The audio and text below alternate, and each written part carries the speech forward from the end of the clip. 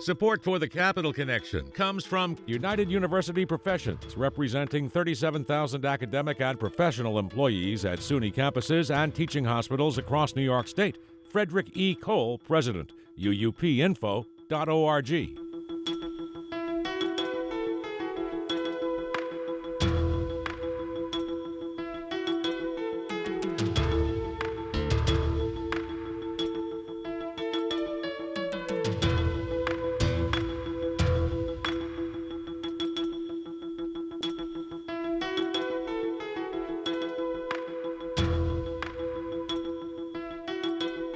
It's the Capital Connection. Hi, I'm David Gastina. Back with us this week, Albany County District Attorney David Soares. He's a Democrat, former head of the New York State District Attorneys Association. And David has never been afraid to speak his mind on criminal justice issues. That's why we like to have him on the show. Even if he disagrees sometimes, maybe, well, we'll let him tell us whether he thinks that's true with his own party. Welcome, David Soares. How are you? I'm doing great. You know, since becoming host of this program and having an opportunity to talk to very intelligent, worldly in many aspects, and people who are passionate about what they do is one of the joys of my life. So having you here in the seat today to talk about criminal justice issues, something that's affecting every single community in New York and the nation, is an important thing to be talking about. Well, you've set the bar very low today if you're looking for inspiration from me.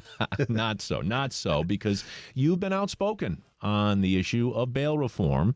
You aired your gripes recently with the Albany County Legislature, and you basically shocked them by saying, as a result of raise the age, Albany County is the first in the country to adopt an open carry policy of illegal guns for teens. What are we talking about here, David? Well, we've had and we continue to have violence that I've never seen in my 20 years of practicing here in Albany County. And the vast majority of our violent crimes are being committed by 16 and 17-year-olds who are put through a very different system right now, a system that does not foist upon them any kind of accountability. And what we continue to do is repeatedly arrest the same young people for violent crimes. To give you an idea, half of the crimes that are committed by 16 and 17-year-olds are violent crimes. And then a little over half of those violent crimes are committed with an illegal firearm. And then when you have all of those crimes that are committed with an illegal firearm, 1/3 of those crimes involve the discharge of that firearm. And when we attempt to hold them accountable by looking to the courts to prosecute them in our court, we lose those cases. We're only successful 7% of the time because of the way that the law is currently structured. Well, go further with that. How come? How come it would seem like if you've got evidence that someone has used an illegal firearm, that would be a prosecutable offense, an easy open and close shut case? Why the low percentage? So let me give you an example. So if Dave Gastina was walking out of his job today and very possible, and he was carjacked. I'll give you an example that happened here 4 weeks ago where a young lady is carjacked and the young man comes to her, lifts his shirt and displays on his waistband what appears to be a firearm. She's panicked, she screams, and she gets out of the car, and the car is stolen. Well, we apprehend the individual, with a firearm in his possession. And because our witness, could not 100% state that it was a firearm, that case stays in family court. So one of the hurdles to overcome is the fact that we have to establish that the person with the firearm actually displayed a firearm, and it is a firearm, or what appears to be a firearm, which when we apprehend individuals in cars, 16 and 17-year-olds with cars with loaded weapons, because they didn't grab that weapon and display it, those are cases that continue to go through family court. So what happens to those weapons? Well, we take those weapons, we keep those weapons, we destroy those weapons because they're illegal. But those individuals continue to go through the revolving door of family court, and then they're apprehended in other cases. With more weapons? With more weapons. So I'll give you another example. An individual who was apprehended 3 separate occasions with loaded firearms, arrested on a 4th occasion. And in each of these occasions, because they don't display the firearm, there's nothing we can do. It's juice and crackers at family court. Part of this has to lie outside of this county of Albany, outside the state of New York, right? When it comes to guns and the availability of guns and the illegal guns we see flowing through one of the toughest states in the country to get guns in, New York, we do need the federal government to establish something here, don't we?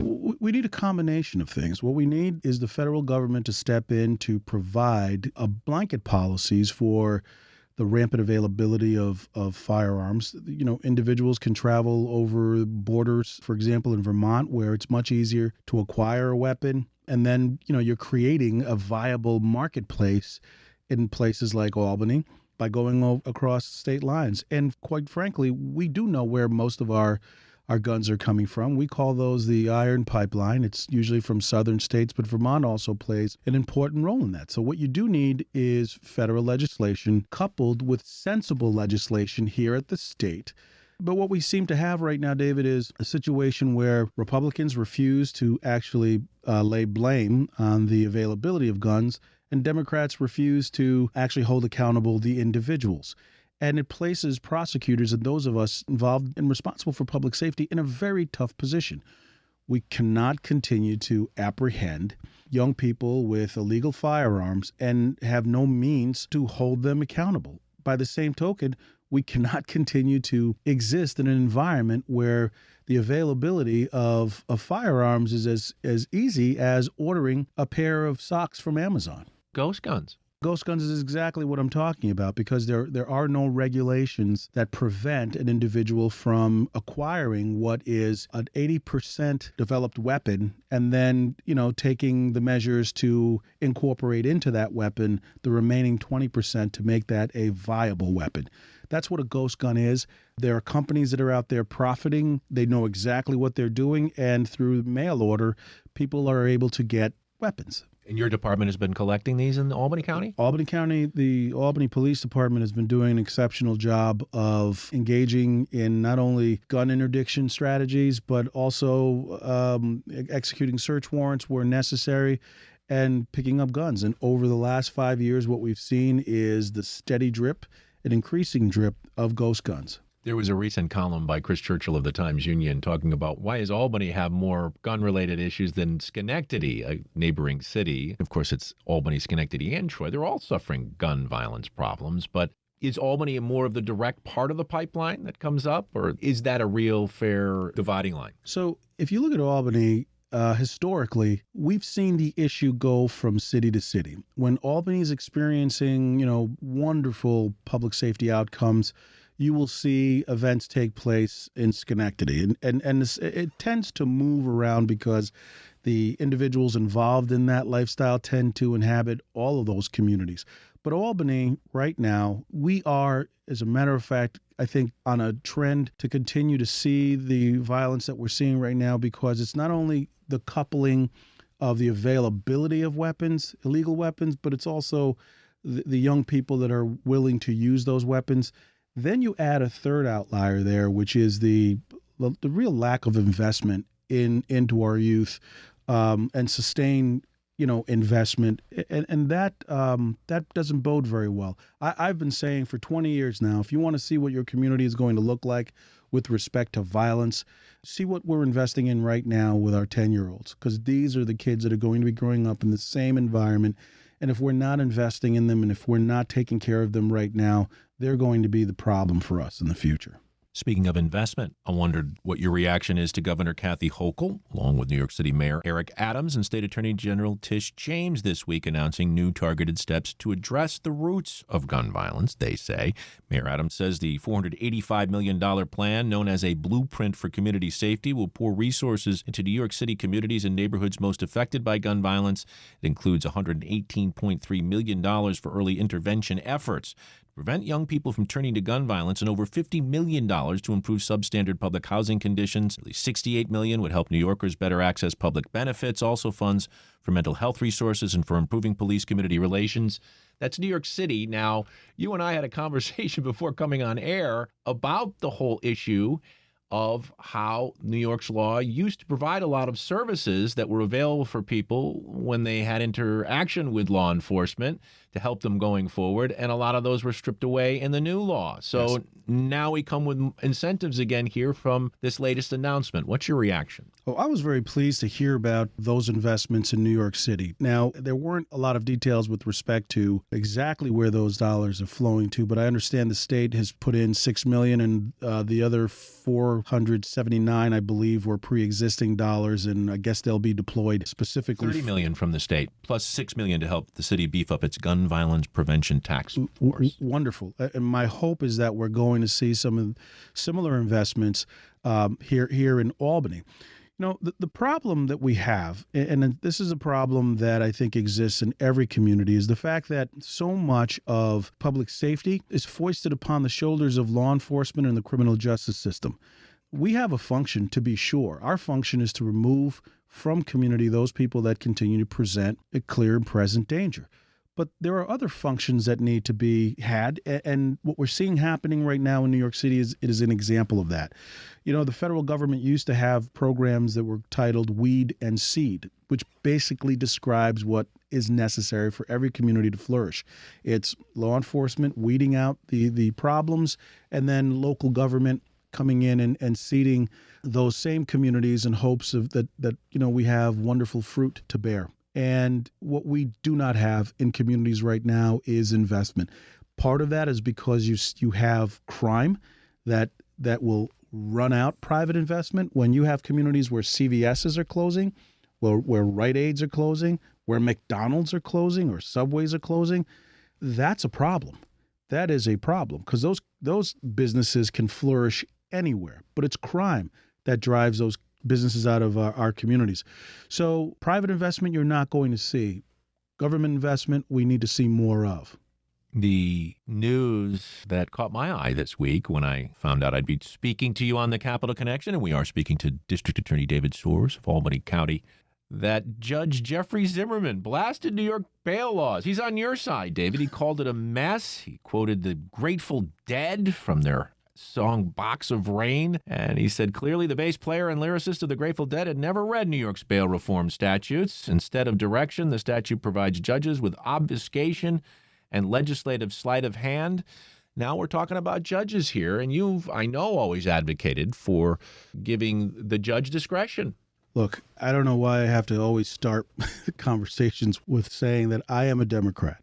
As a matter of fact, I am a progressive Democrat. Which some argue with you on that. I think they do because I haven't lost my senses. But what we have seen by way of criminal justice reform is nothing short of recklessness.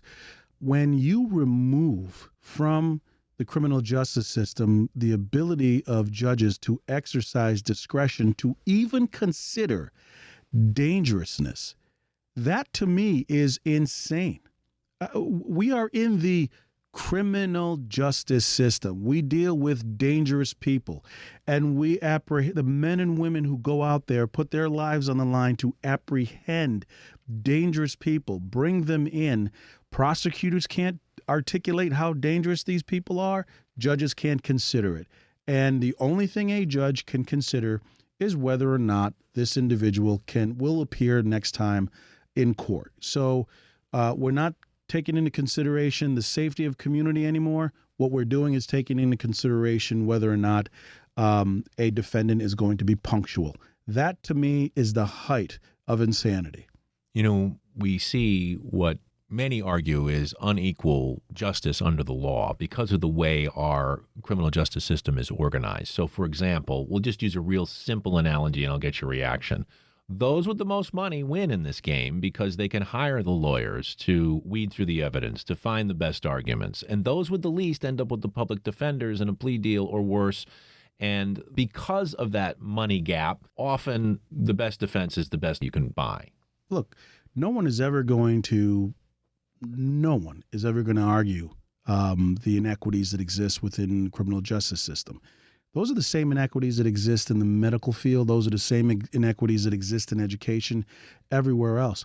It is up to us, right? When I say us, I mean it is up to my generation of criminal justice practitioners to leave the profession in a better way than we found it and to make those steps towards progress. To me, it's a bit of insanity coupled with arrogance, to believe that you can just legislate those inequalities away by drafting reforms without the input of people who are primarily responsible for maintaining public safety.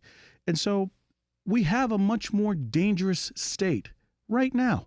Doesn't matter what numbers people are quoting. The fact that New York City will continue to talk about, gun crimes are down right now. Yeah, but are they down in the communities of color? Are they down in the very communities that they need to be down? Overall, they may be down, but they're not down where they need to be down. And then this idea that, the reason that we did these reforms is to bring some balance to the system and to deal with the number and volume of people of color in the system. Well, have you considered the black victimization? Like, you literally have placed your thumb on the scale of the criminal justice system, and what you see when you hear about increases in assaults or increases in gun violence, that also means that there's black and brown increases in victimization, because the individuals who are perpetrating these crimes, they're not going outside of their ethnic group. They're not going outside of their community to perpetrate these crimes. They're perpetrating these crimes on their neighbors. I don't want to get too philosophical about it. You've got to deal with criminal justice issues. But there is something at the heart of this. Why, for example, do we see a lot of gang crime? And you say it's gang on gang a lot of times. It's often not innocent, although there have been innocent bystanders. That happens a lot. But when we see a lot of this gun crime, it's maybe a vendetta against somebody else in another gang. What's at the base of all this? It's hopelessness. I mean, at the end of the day, it's hopelessness. Part of the issue that we have here is the fact that we don't communicate with one another, right? There is a third grade teacher right now in a classroom in a stone's throw from this building who can tell what's happening in the life of a child, right? They can tell you right now which child is going to thrive, which child is having some issues. So those issues are identified very early on. The interventions that we're talking about need to be incorporated, and they need to be incorporated in a very fluid way so that there's intervention both in the academic setting, but once that kid leaves the school, it's not the city's problem, it's our collective problem, right? So that intervention has to continue all the way home. And then whatever after school programs that the young person is involved in, those interventions have to be there too. Once we prioritize those interventions, we will see the decreases in crime. Building jails isn't the answer. Adding 1,000, more police officers and prosecutors, that's not the answer. We are wise enough, intelligent enough. There's so much data that we have, and we understand what the problems are. But we just don't have the political will to call it out and then to take those steps to incorporate this. Right now, we're living in a moment where we want to blame no one. A terrible parent, we see terrible parents all the time, but we don't want to call out terrible parenting. And so we're going to need courage in order to get through this place that we're in right now. But going back to New York City, seeing those investments, that's a good place to start. But we also need to complement those wise investments with the laws that will enable us to remove and root out those weeds from the community. We're speaking with David Soers, the District Attorney of Albany County. David, technology is flourishing right now. I mean, AI and everything else is moving forward, and there are cameras everywhere. It's kind of funny to me sometimes to read news stories where people are engaging in behavior that they should have known would be caught on some kind of camera. How much is technology aiding you and police agencies these days in finding people and what they're doing and help gathering evidence against them? The evidence is overwhelming, so it's both a gift and a curse. It's a gift in a sense that we can, in fact, move forward with cases that are purely evidence-based without sometimes the need to call certain witnesses, or even when witnesses do not want to cooperate, we're able to either leverage pleas or proceed to trial with all the technology that's available. The curse is we have to store, the technology. For example, right now we have body cams, we have dash cams, we have city cams, we have, doorbell cams, we have phone cams, right? and the amount of storage that is necessary to download and to keep that material, to turn over that material to the defense, to preserve that material for future appeals is exorbitant. Are you doing that, David, or do you have like a deadline date where you have to erase everything? Oh, we are doing that, and we have to maintain that. Now, sometimes you'll hear me complain about other policies that are being considered. And one of the policies this year that the legislature was considering, still is considering, I think the bills are on the governor's desk, is the 440, the endless appeals, even after all the appeals have been exhausted through the courts, giving defendants the endless opportunities to appeal. 20 years from now means that the storage for a case that would have been destroyed, let's say, 10 years from now, would have to remain in perpetuity. So when you're talking about the hundreds of thousands of cases throughout the state with all the technologies you say, these bills and the people who are proposing these bills should be considering also what that means for local jurisdictions. They got to print them out first. Yeah. We don't have much time, David, just a few minutes now, but I did want to ask you about the scourge of drugs. Now, obviously, criminal justice police interact with people in the healthcare system all the time, but we're seeing, it's incredible, ketamine, xylazine. It's almost as if people are just trying to find the next higher thing to take, and some communities have been wrecked because of the drug scourge. I assume Albany County is no different. Albany County is no different. One of the things that occurred here as well with bail reform is the fact that prosecutors, police are no longer able to remand individuals who are traveling from outside of our community. We call 87 the yellow brick road. And if a police officer stops a car with ketamine or amphetamines or anything else like that, those individuals are processed, but then they're let go, which is entirely different. So it's made it more of a challenge for us to leverage cooperation, to be able to move up the distribution chain, to hold accountable the major traffickers. That being said, you have to understand the psychology of individuals who are engaged in this activity, right? With the addiction, because it's always the pursuit of the next bigger high. And there's no rationality there. No one's considering risk. It's the pursuit of that greater high, which is why sometimes law enforcement, my office in particular, we will refrain from announcing the existence of any new product that is certainly lethal from coming into the community, because if people hear that on the street, that's what they're going to pursue to their detriment. And it's like an advertisement. It's almost an advertisement. And so I credit so much of the first responders and the people who are at Albany Med and St. Peter's. We happen to have angels that walk amongst us, because we get our reports every month as far as the activity reports with Narcan and the number of people that have Narcan, distributed to them is overwhelming, and it's just getting worse. Narcan is the reversible drug that pulls you out of what could ultimately kill you, an overdose. Exactly, except it's not as effective when it comes to synthetic products. Sure. And what we're seeing right now is more synthetic products hitting our streets.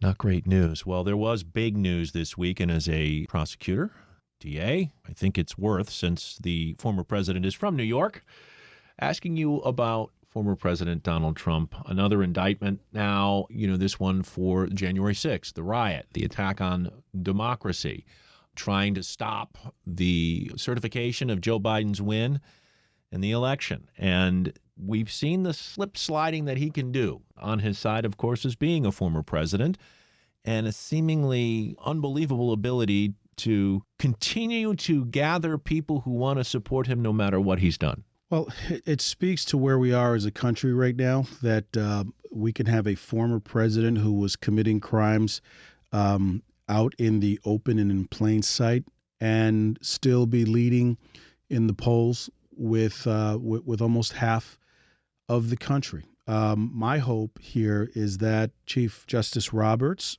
will reconsider the posture that the federal system currently takes with respect to cameras in the courtroom, and allows for camera cameras to be in the courtroom to watch so that America can watch these proceedings. Thus far, I think the only institution that has been able to maintain some degree of confidence, public confidence, has been the judiciary. And I think a lot can be done to restore the faith in our systems by broadcasting these two trials, the two trials being the two federal trials, understanding that there is a state trial to be had, and as well as perhaps, and I know that the indictment in Atlanta is forthcoming.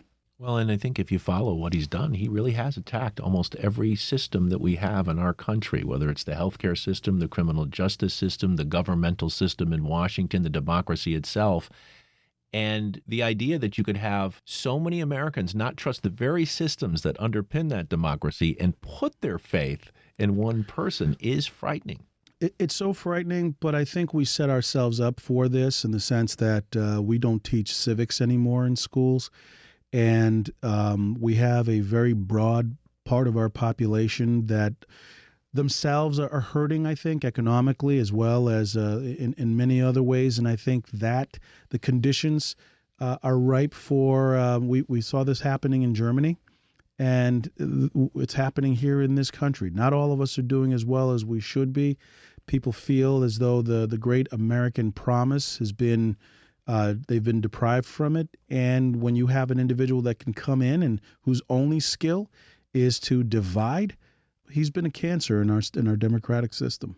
He is David Soares, District Attorney of Albany County. He's been our guest this week on the Capital Connection. David, I can't thank you enough for taking the time. I know how busy you are. I know the issues you face every single day, and I appreciate your willingness to engage. These conversations are oh so necessary. Thank you.